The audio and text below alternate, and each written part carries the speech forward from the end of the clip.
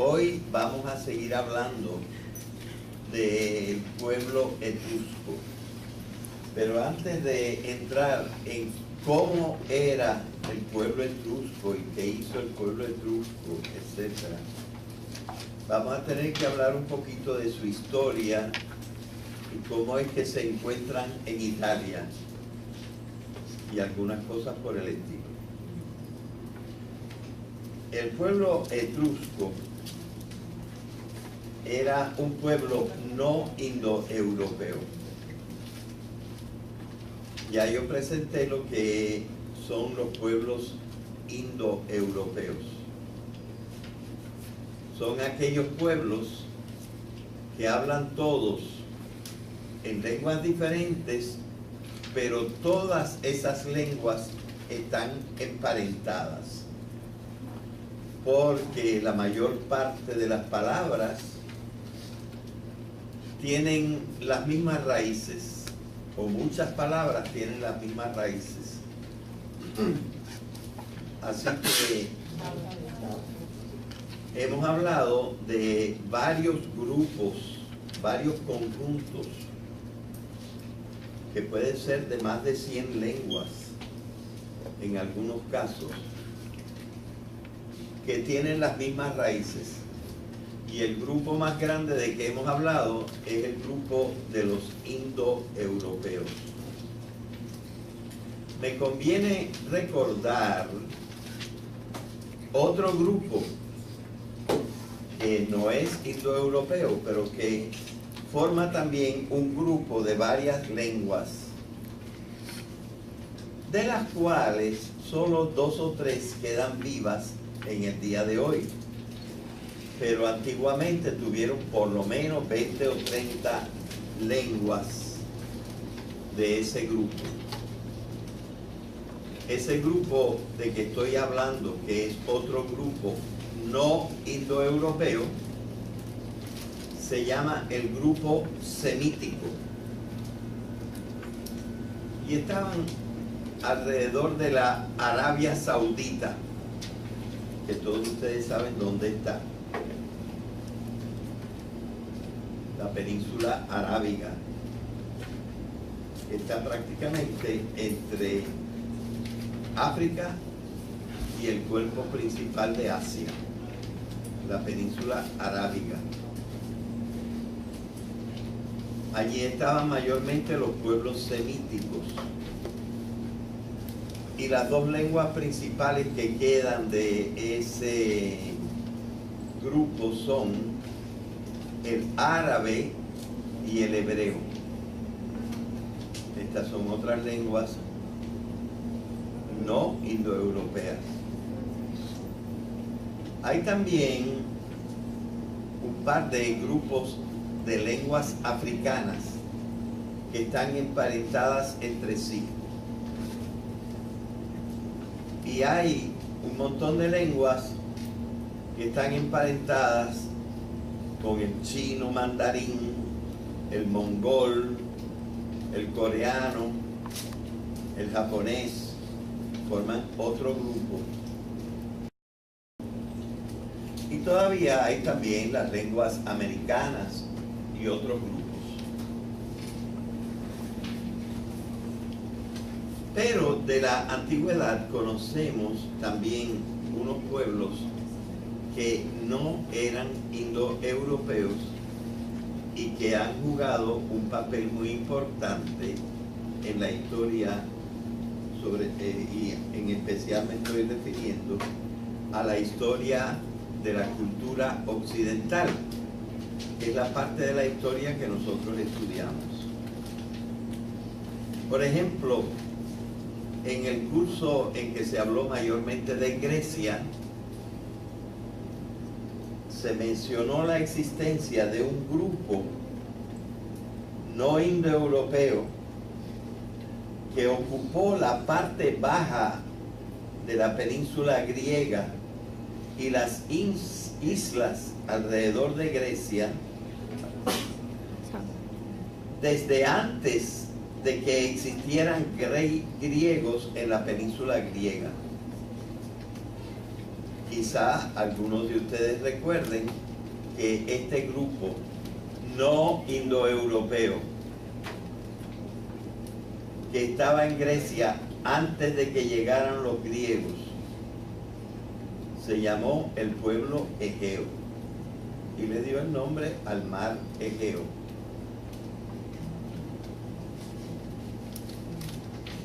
Y también recordarán que los egeos educaron a los primeros griegos y que incluso esos que fueron a pelear a Troya de parte de los griegos pertenecían a la cultura micénica, que era una cultura influenciada por la cultura de los egeos. Así que ellos fueron muy importantes, los egeos fueron muy importantes para los griegos. Hace unos días también explicamos que el pueblo itálico no fue el primer pueblo que entró en Italia, sino solamente el principal pueblo que entró en Italia. Antes ya había una serie de pueblos allí en Italia.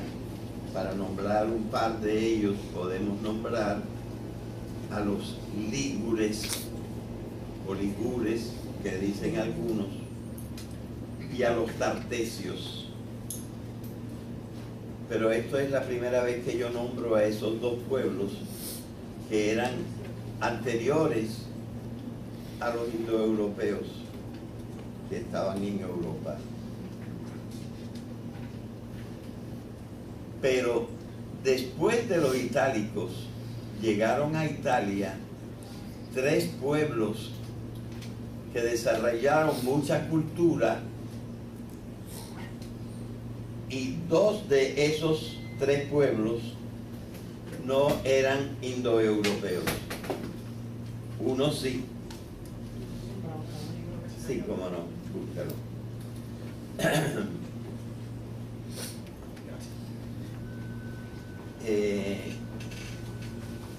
Esos pueblos que entraron en Italia después de los itálicos no entraron muy profundamente,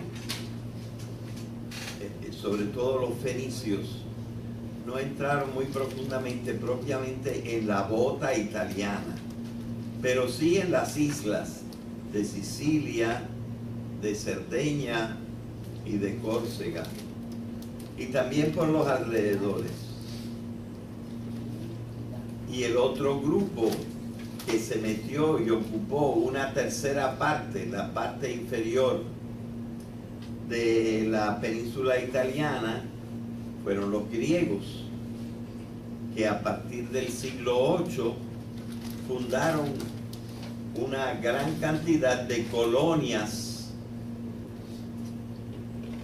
una gran cantidad de lo que llamamos colonias, pero no son colonias parecidas a las nuestras, en el sur de Italia y también en Sicilia, los griegos.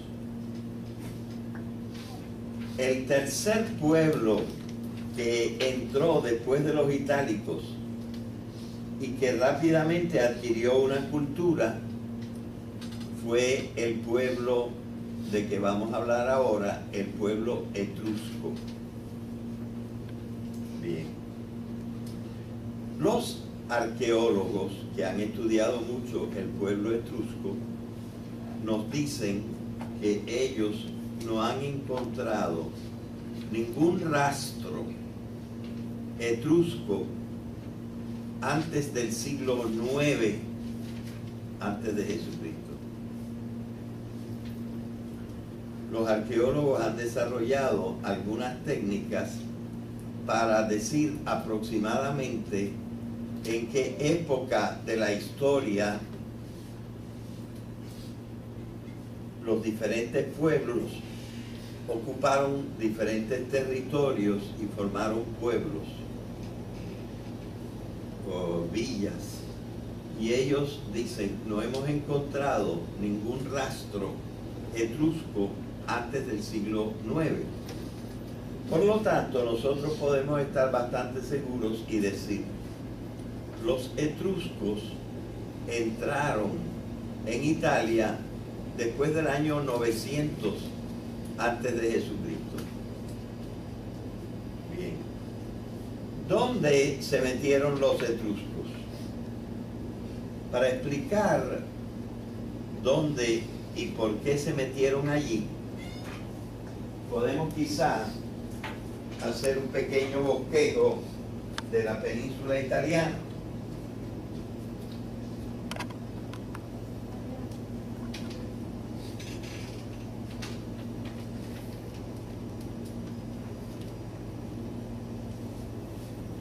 Que sería más o menos así la península italiana.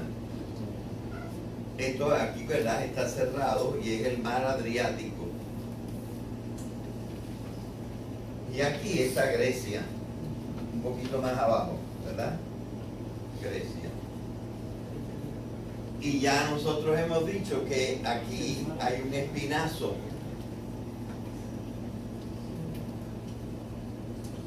de montañas que siguen después en Sicilia, la isla que está acá, que es una isla más o menos triangular. Bien. Y entonces, las grandes llanuras, además de una grande que hay acá, pero esta no la estamos considerando todavía, las grandes llanuras están una aquí, otra acá, un poquito más arriba, vamos a ponerla, y más chiquita, y otra acá. Las tres mirando al mar Tirreno. Este se llama el mar Tirreno. Este se llama el mar Adriático.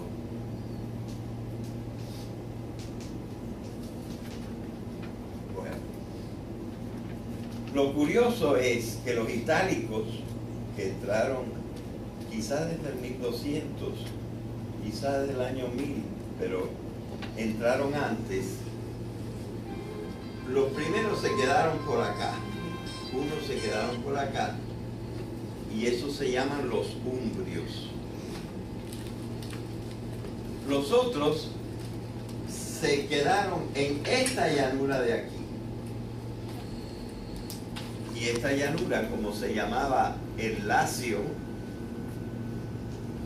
que antes se escribía con I, con T, el Latium, era esta, y fueron los latinos. Se llaman latinos porque entraron en el Latium.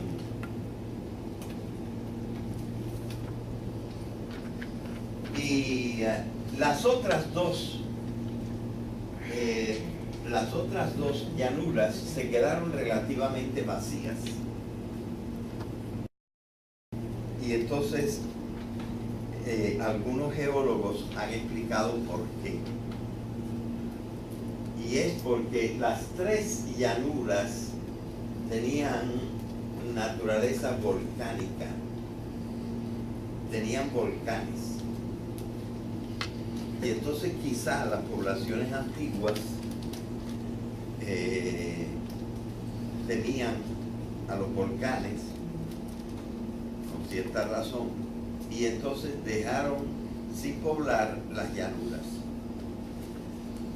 Yo supongo que la primera llanura en la cual los volcanes se extinguieron fue el Lacio, y que por eso allí entraron pueblos itálicos.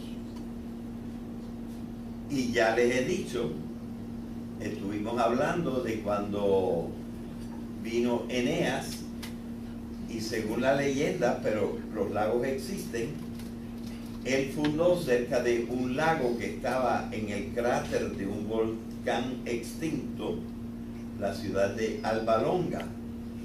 Y entonces está allí cerquita el lago de Albano, dentro del cráter. Y dentro de otro cráter que está a pocos kilómetros de allí, estaba el volcán llamado Nemi, y ahora hay el lago de Nemi adentro. O sea, como ellos encontraron eso, supuestamente Eneas vino cerca del 1200, 1190, estuvo por ahí, quizá en 1187 o algo así, estuvo por ahí y ya estaban los lagos. Así que esa parte estaba extinguida, la actividad volcánica en la parte central de las tres llanuras, en el Lacio. En la Campania, que se llama esta llanura de acá, se llama la Campania. ¿Y qué quiere decir la Campania? La Campania quiere decir como la campiña, porque tampoco había gente, no había mucha gente al principio, y la llamaban la Campania. Allí hay todavía un volcán que todavía está activo, y es el volcán, el Vesubio. Unos años, unas décadas antes de Jesucristo, el Vesubio tuvo una erupción violenta y tapó con cenizas y lava 5 pueblos que había alrededor.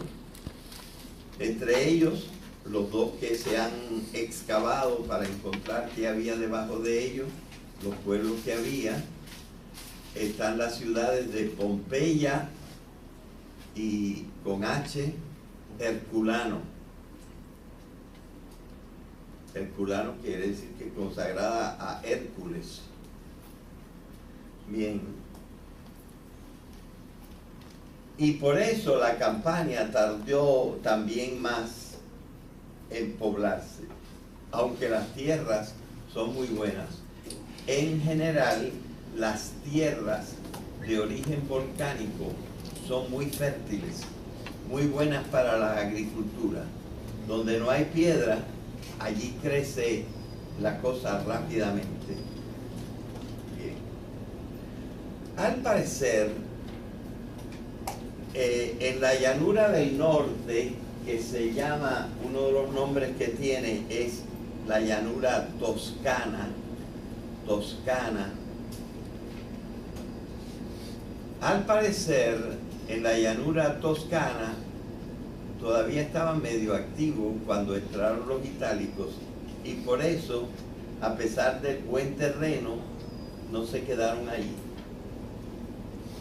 De hecho, nosotros sabemos que había volcanes, porque hoy, igual que en el Lacio, allí hay unos lagos que son antiguos cráteres de volcanes.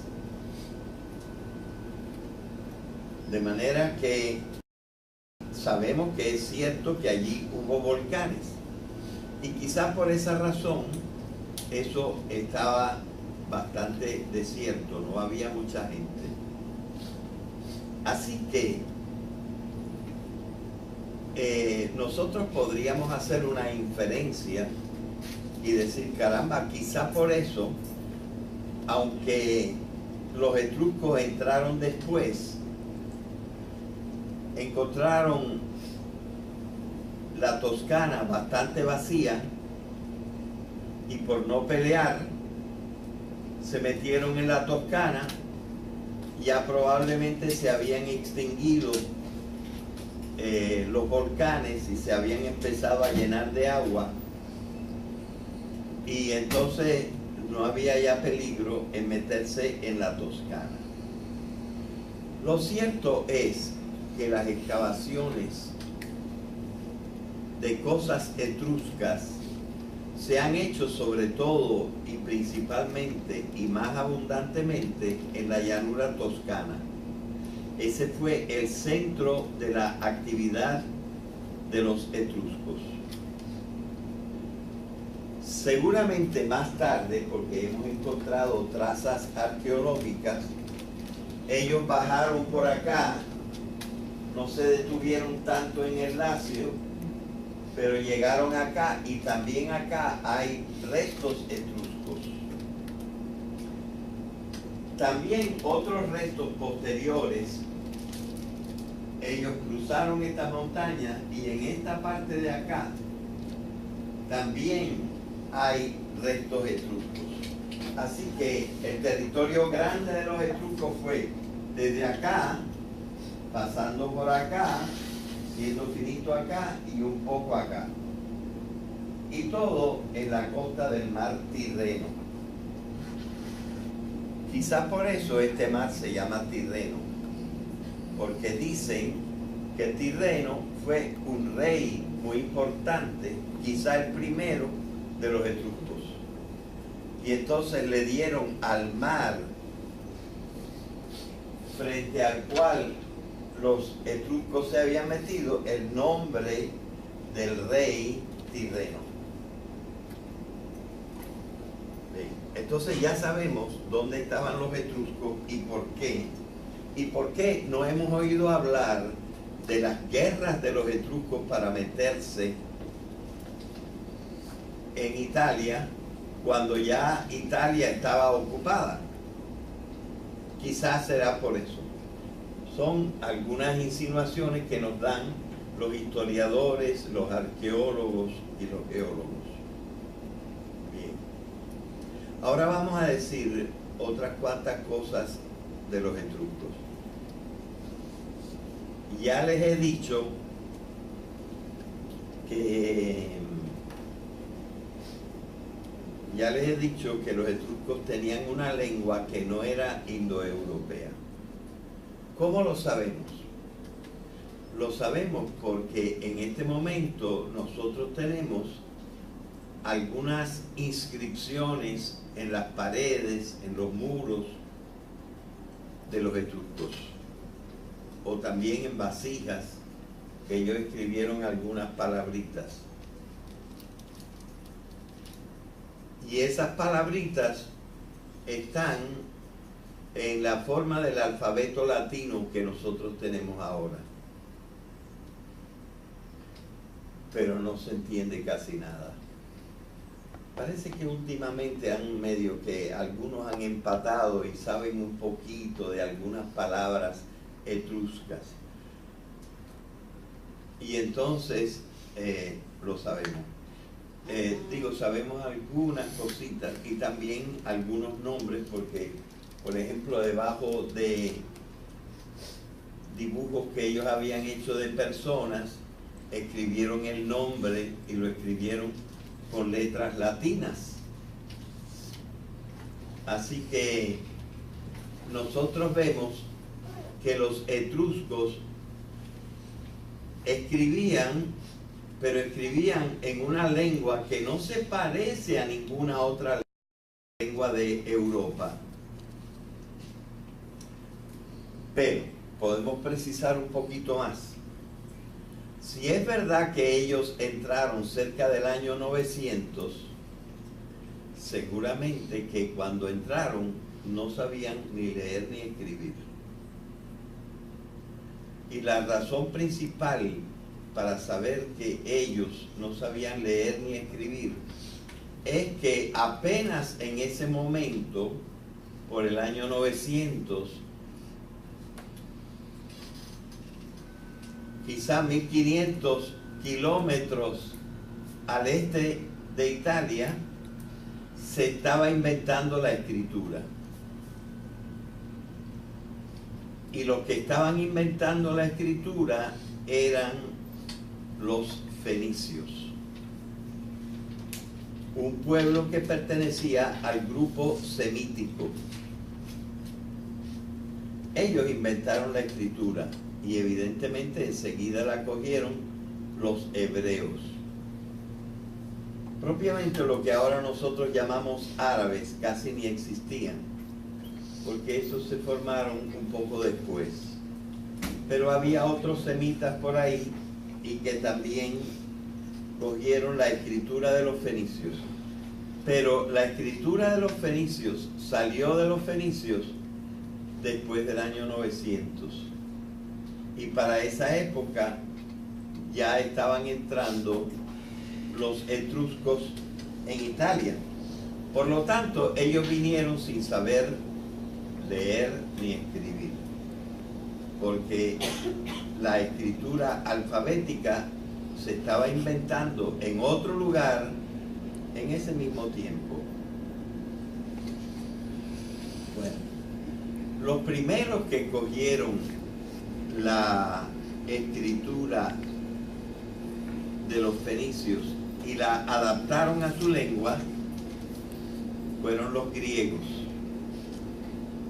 Y ellos hicieron el alfabeto griego basándose en el alfabeto fenicio.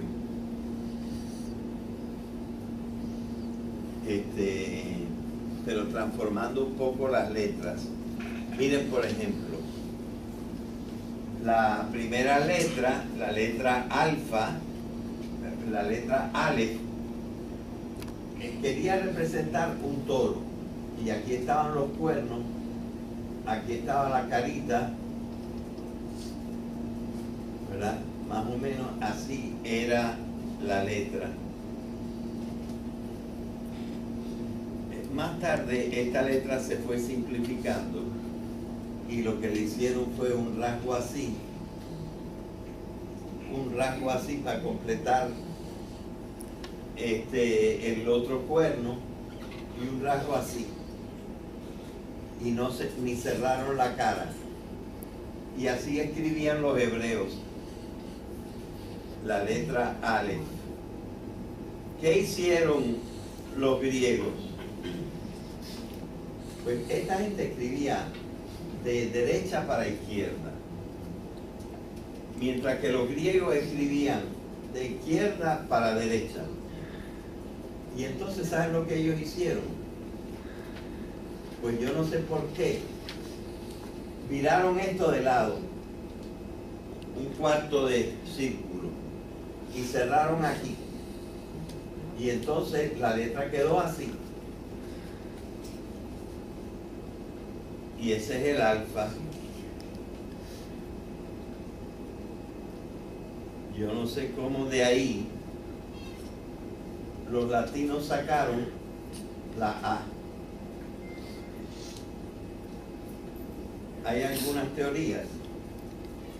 La teoría es que quizá primero esto lo trataban de hacer como un trazo y ellos empezaban por acá,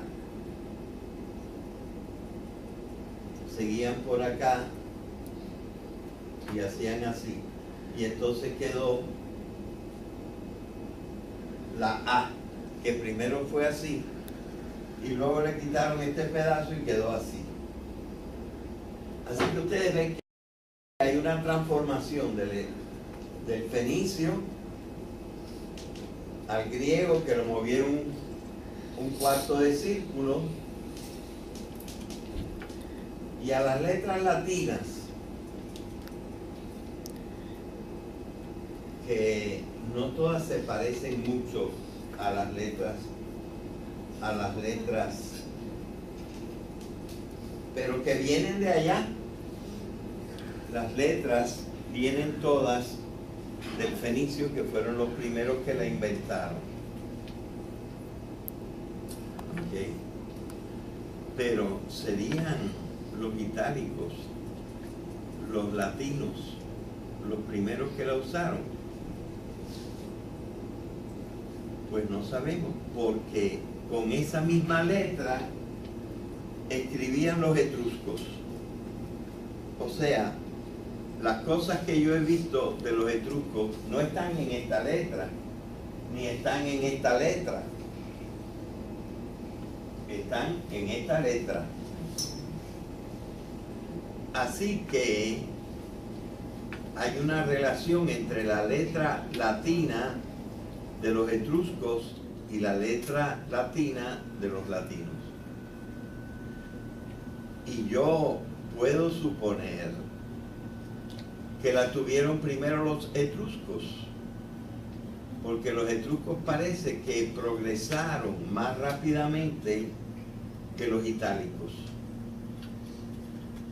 Y eso querría decir y confirmaría el hecho de que son los etruscos los que civilizaron a los griegos. Otra indicación, otro indicio de que los etruscos civilizaron a los griegos es que pacíficamente de los 7 reyes latinos, los 4 últimos fueron de la cultura etrusca, pero viviendo ya entre los latinos. Naturalmente los gobernadores, los reyes tienen que ser más educados que el resto del pueblo, sobre todo en la antigüedad. Y esto quiere decir que por su educación y por sus conocimientos, los etruscos influyeron a los romanos desde el principio. Y que muchas de las costumbres y de las cosas que se saben de los romanos antiguos fueron probablemente heredadas de los etruscos. Y esto les da evidentemente mucha importancia. Ok, ¿qué más podemos decir de los etruscos? Bueno, pues otra cosa que tenemos que averiguar de los etruscos es cómo entraron en Italia. Y aquí no hay acuerdo. Y finalmente se han formulado 3 teorías incompatibles casi la una con la otra. Una teoría dice que los etruscos vinieron por el norte, por tierra, entraron por aquí, cruzaron los montes estos y viendo esta parte más o menos libre, se pusieron acá. Esa es la primera teoría. Vinieron por tierra. Ok. Pero uno se pregunta, ¿y por qué no se quedaron acá? Que esta es una tierra buenísima también. Esta es la llanura del río Po, el río más grande que tiene Italia. Un río caudalosísimo, precioso y que fertiliza toda esta zona. La llanura más grande de toda Italia está aquí. ¿Por qué no se quedaron ahí? Allí no hay tantos umbrios. Los umbrios están acá más bien. Así que ¿por qué no se quedaron ahí? Misterio. Entonces, la otra teoría dice, no, ellos, igual que los egeos, deben haber venido hasta Turquía, hasta Anatolia. Allí deben haber tenido barcos y vinieron por acá, y en la primera tierra más o menos vacía que encontraron era aquí, y llegaron hasta acá y se posesionaron de esa zona. Yo creo que esa es la teoría abrazada por más gente, aunque no hay ninguna seguridad porque no tenemos indicios de los barcos. Muchas de las ciudades más importantes de los etruscos no están al lado del mar, sino en la tierra firme ahí, y no sabemos en realidad, pero es la teoría que tiene más gente. Pero al no poder probar ninguna de estas dos teorías, surgió una tercera teoría. Y la tercera teoría sería que los etruscos estaban allí mismo en Italia desde tiempo inmemorial. Pero que quizá hacia el siglo IX cambiaron de la manera de edificar las cosas, de la manera de hacer las tumbas, y todo eso, y entonces lo que se reconoce como etrusco es todo posterior al siglo IX.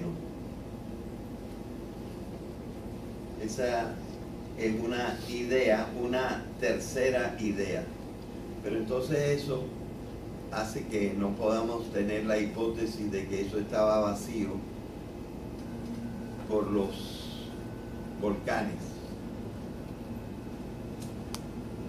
Y además, ¿cómo se explica que ellos conservaron su lengua?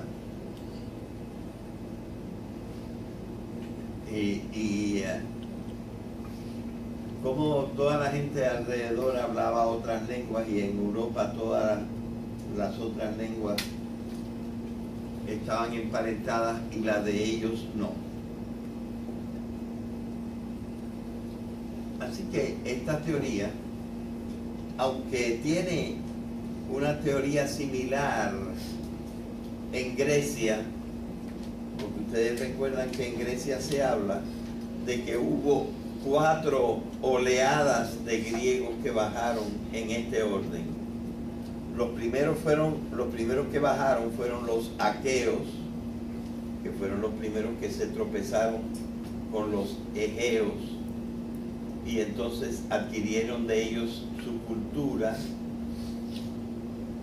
que se llamó la cultura micénica, pero que fue heredada de los egeos y que fueron los que lucharon en Troya. Y 200 años después de la guerra de Troya, más o menos, o quizás 150 años después de la guerra de Troya, entró la segunda oleada. Y la segunda oleada fue la de los dorios. Los dorios fueron los que arrasaron porque eran bastante salvajes. Y entonces a los griegos se les olvidó la escritura que tenían entonces, que no era alfabética como la de los fenicios y la que tuvieron después, sino era con unas lineecitas, y por eso se llama la escritura lineal. Esa fue la escritura de los micénicos, pero cuando llegaron los dorios, arrasaron las ciudades micénicas y ellos no sabían escribir y todos se olvidaron de escribir. Nosotros sabemos que, me estoy saltando los terceros, que son los jonios, que son los principales de todos los griegos, pero me los estoy saltando para mencionar que la cuarta oleada de griegos que entraron en Grecia fueron los, ay Dios mío, ¿cómo se llaman ellos? Se me bloquea, yo lo sé perfectamente, pero se me bloquea en este momento el nombre de la cuarta oleada.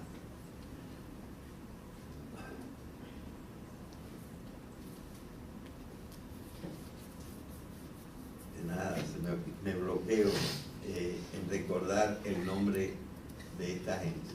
Pero nosotros sabemos que esa gente ya estaba situada de los dos lados del mar Egeo para el año 900.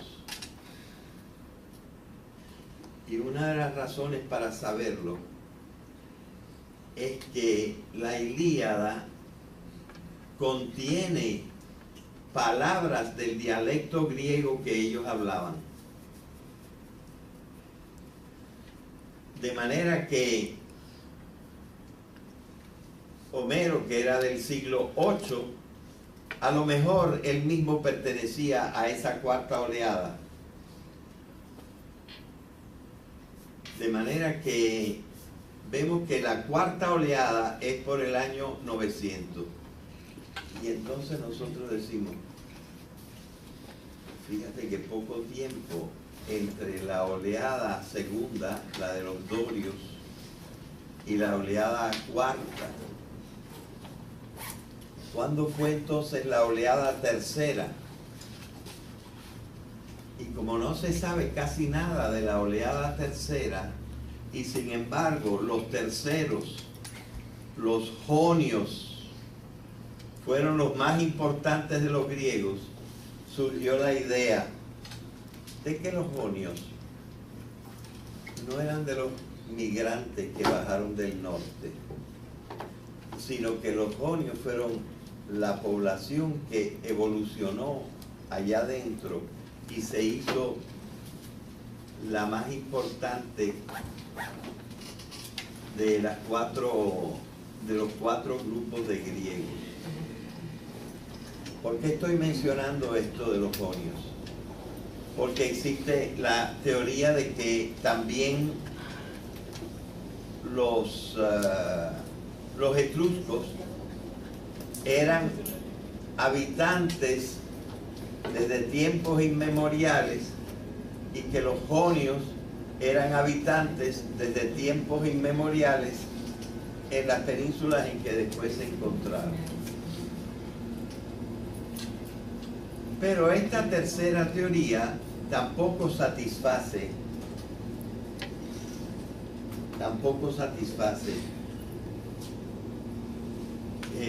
a los historiadores, de manera que resulta ser un misterio cómo es que llegaron los etruscos a Italia. Ahora bien, estábamos hablando de la escritura y tenemos que decir que los etruscos escribían igualita que los itálicos o los romanos, y los romanos escribían igualito que los etruscos. Y entonces se plantea, ¿y quién le dio el conocimiento a quién? Y una teoría es que como los etruscos civilizaron a los romanos, fueron los etruscos los que introdujeron el alfabeto en las tierras de los itálicos. Así que ya sabemos una serie de cosas acerca de los etruscos. Y otra de las cosas que podemos decir entonces es que tenemos que entrar en su civilización y ver algunas cosas maravillosas y espléndidas que tuvieron los etruscos. Pero como ya es la hora, pues lo vamos a dejar para la próxima clase, que puede ser de más de 100 lenguas en algunos casos, que tienen las mismas raíces. Y el grupo más grande de que hemos hablado es el grupo de los indoeuropeos. Me conviene recordar otro grupo que no es indoeuropeo, pero que forma también un grupo de varias lenguas, de las cuales solo 2 o 3 quedan vivas en el día de hoy. Pero antiguamente tuvieron por lo menos 20 o 30 lenguas de ese grupo. Ese grupo de que estoy hablando, que es otro grupo no indoeuropeo, se llama el grupo semítico. Y estaban alrededor de la Arabia Saudita, que todos ustedes saben dónde está. La península arábiga está prácticamente entre África y el cuerpo principal de Asia, la península arábiga. Pertenecían a la cultura micénica, que era una cultura influenciada por la cultura de los egeos. Así que ellos fueron muy importantes, los egeos fueron muy importantes para los griegos. Hace unos días también explicamos que el pueblo itálico no fue el primer pueblo que entró en Italia, sino solamente el principal pueblo que entró en Italia. Antes ya había una serie de pueblos allí en Italia. Para nombrar un par de ellos podemos nombrar a los lígures o ligures, que dicen algunos, y a los tartesios.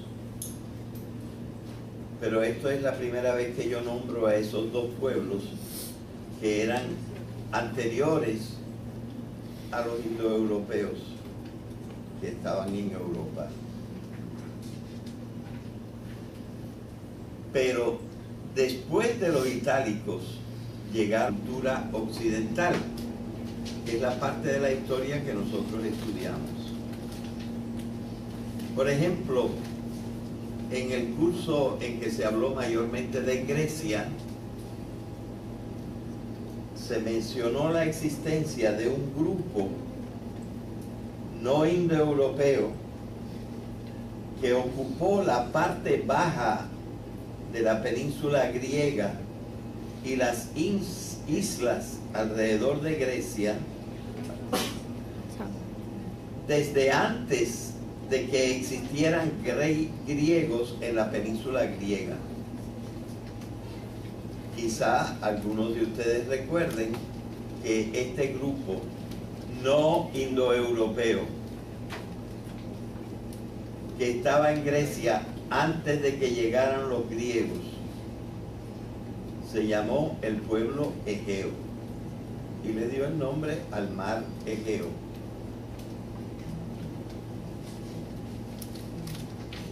Y también recordarán que los egeos educaron a los primeros griegos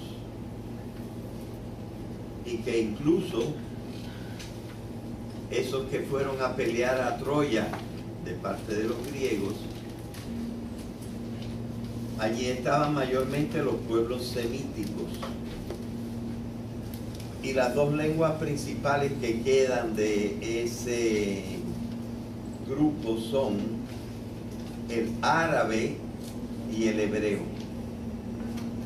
Estas son otras lenguas no indoeuropeas. Hay también un par de grupos de lenguas africanas que están emparentadas entre sí.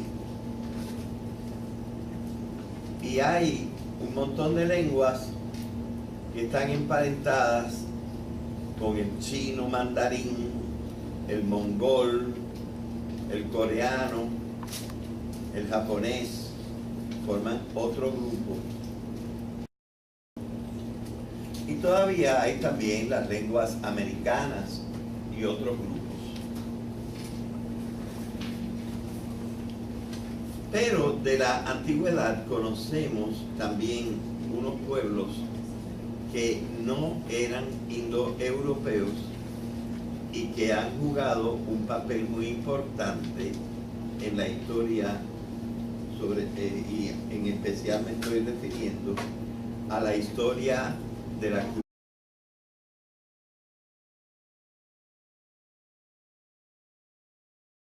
Hoy vamos a seguir hablando del pueblo etrusco, pero antes de entrar en cómo era el pueblo etrusco y qué hizo el pueblo etrusco, etc., vamos a tener que hablar un poquito de su historia y cómo es que se encuentran en Italia y algunas cosas por el estilo. El pueblo etrusco era un pueblo no indoeuropeo. Ya yo presenté lo que son los pueblos indoeuropeos. Son aquellos pueblos que hablan todos en lenguas diferentes, pero todas esas lenguas están emparentadas, porque la mayor parte de las palabras